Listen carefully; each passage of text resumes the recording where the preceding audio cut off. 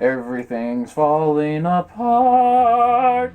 I don't know why they're playing coy with the premise of this film. Just say it was a werewolf.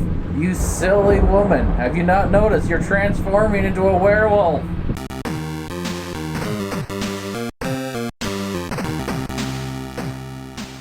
This production was prophetically named. Welcome to Watching the Wall, where we look at movies that I own and have not seen. Today, we have one I was not expecting. You're telling me Wes Craven made a werewolf movie and it isn't an automatic must-see? In the early 2000s, there was a revitalization of some old classics as far as movie monsters went. Specifically, Dracula saw his new stardom appear. It seemed like we're on the next wave. The cusp is here, let's ride it.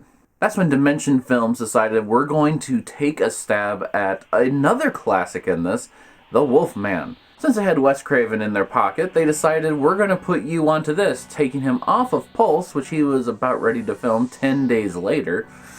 That must not have made him very happy. They also paired him up with Ken Williamson, who did some work on the script, and they'd been paired together in Scream, so this obviously was a winning combination. With these two giants connected, they got some stars in this. I mean, my goodness, there's Christina Ricci, you got Joshua Jackson, Jesse Eisenberg, I mean, Shannon Elizabeth. This movie goes the bridging of the gap. Even Scott Baio's in it, as himself. Oh, let's not forget Milo Ventimiglia. Oh, Peter Petrelli, you will always be my favorite hero, even if they ruined your character sometimes in Heroes. So with this wonderful formula, why in the world have I never had the inclination to see it? Why haven't people been talking about it? Notice how I said all this started in the early 2000s. Well, this movie was made right around 2002. It didn't get released until 2005. This DVD right here didn't come out till 2011, and it was not their highest priority. There's not even previews on this thing. It's an FBI warning, and then, welcome to Cursed. Click play movie, please. Echo Bridge Home Entertainment was the one who made this DVD, and what a weird release. Apparently this is kind of a rare DVD, because only from 2011 to 2014 were they allowed to release Miramax films. Mind you, it's not anything I'd write home about, because they put in literally zero effort to try and make this a unique viewing experience. There are, in fact, no subtitles on this DVD. Not even closed captioning. They didn't spend a dime on this thing. It's literally just, thank you movie file, chapter select, done. Oh man, where do I even start with this? Let's read the back. Frightmaster Wes Craven brings you the terror of werewolves and a cast of today's hottest young stars in Cursed. Christina Ricci, Black Snake Moan, Jesse Eisenberg, The Social Network, Joshua Jackson, Shudder, Judy Greer, Love and Other Drugs, and Milo Ventimiglia, TV's Heroes, find themselves caught up in an unimaginable horror. A werewolf loose in Los Angeles changes the lives of three young adults who, after being mauled by the beast, learn that the only way to break the curse upon them is to kill the one who started it all. Unstoppingly frightening and undeniably fun, it's the latest hit from the team that thrilled you with Scream. Spoilers? Excuse me, you don't actually know that it's three young adults until the end. I feel like all these people signed on because they thought they were going to be in a much different movie. They thought they were in a Wes Craven R-rated movie. This also suffers from early 2000s CGI. I mean, we all remember what Gollum looked like. We love him for the little crazy monster he was, but you don't put that onto a werewolf and call it good.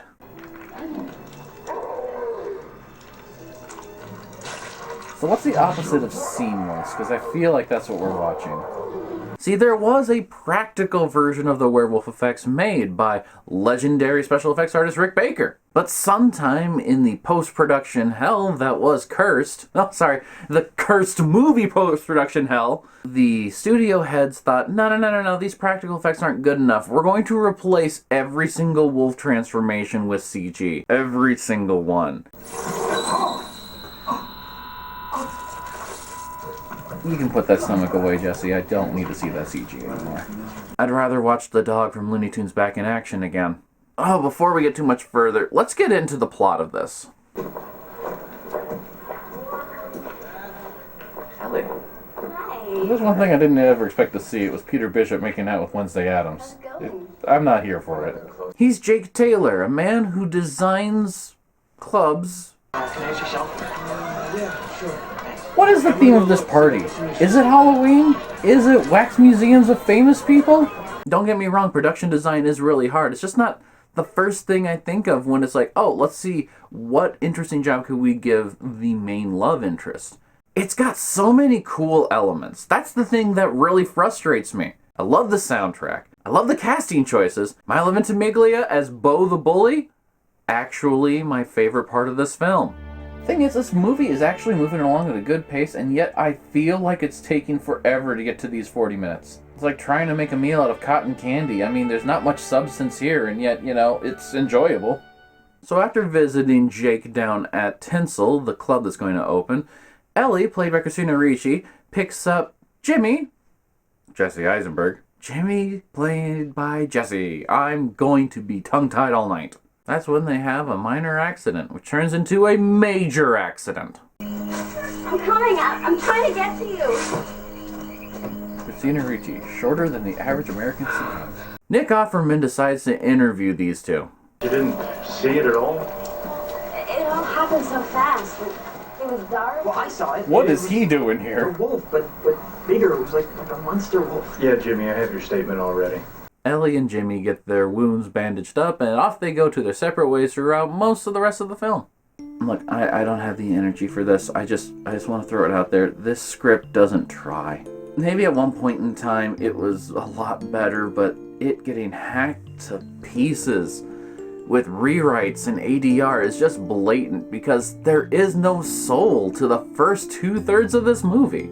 And I could see most of these plot points coming a mile away. She sees something not happening to her in the mirror and runs and hides. The woman decides, that was kind of weird. I wonder what she's hiding for. At one point, Christina Ricci sucks on Craig Kilborn's finger. Look, What happened? Do you have a tissue? just stare at it.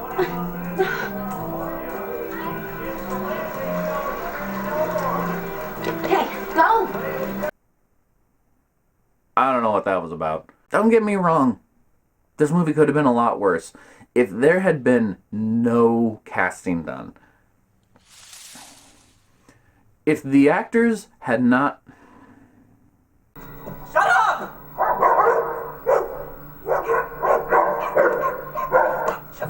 Shut up!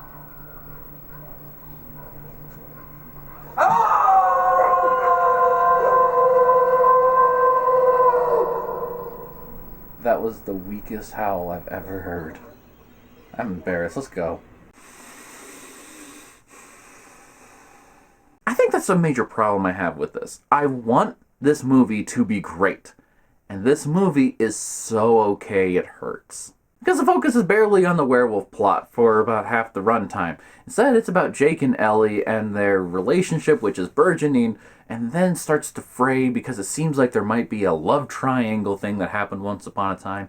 But Jake swears that no, that's who he was, that's his past, and she starts to reject him because she thought he rejected her when all he was saying that he needed a couple days off after doing this big gala event. And it's just a big misunderstanding, and oh wait, snap, no, he's a werewolf! Brandy. Starting, Ellie.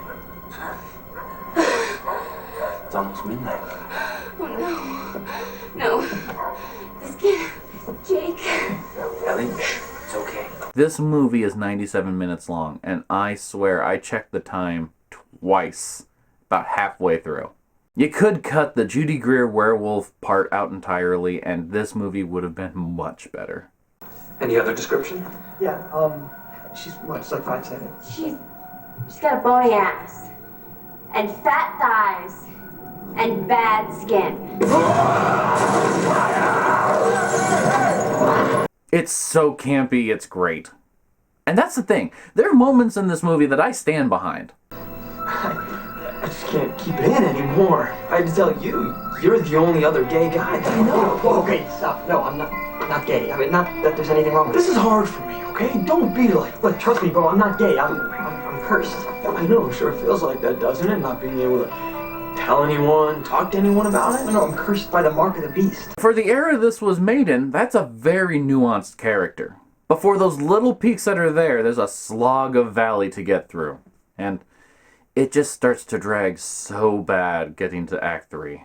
The amount of ADR that's thrown into here makes me wonder what the real lines were at some points. Why do they have to reintroduce so many ideas when characters clearly weren't speaking in the moment? Hi, Willa. That's the tripod. Yeah, I know. You love it. I don't think we'll ever know because Wes isn't around anymore to try and make his own director's cut. And who knows what the practical effects would have looked like because I couldn't find a still of them. Despite the fact that it prominently states that someone was involved in making real werewolves. Oh, man. Then Greg Nicotero working on the makeup for the werewolf and they decided to use almost all CGI? The Walking Dead guy is the one whose makeup you scrapped? I'm giving the movie props where it deserves it. I actually think this could have been a fantastic movie, except that it was PG-13, and that was not the director's original intention. The studio interfered in every way imaginable, trying to make this as marketable as possible, and ultimately creating one of the biggest bombs in Wes Craven's career. With that fun note, buy it, stream it, lend it, or toss it. I'm just going to cut it here because I don't have any riffs for the end of this. This is honestly one of the most tedious rewatches I've ever had. I know I gave it a stream it. I don't know if I stand by that anymore. Having to watch this again and how painfully they use this cast, I would say lend it if you own it. Don't recommend someone to it. I'm not throwing it out because it's a Wes Craven movie at the end of the day. It's got good atmosphere. It's got actually some pretty great tension scenes, but I just wish it was written better. I guess if they made a movie just to be on in the background, this would be it. Lots of stars that you know, putting in great performances. Just don't pay close attention to the plot and you might have a great time. Thank you again for watching The Wall with me. You know, I had no idea what to think of this one going in, and if I had this kind of negative perception, I probably wouldn't have seen it ever. But I'm glad that I watched it ultimately, if for nothing else, than to have this in my life. A new iconic werewolf avatar. Bye for now!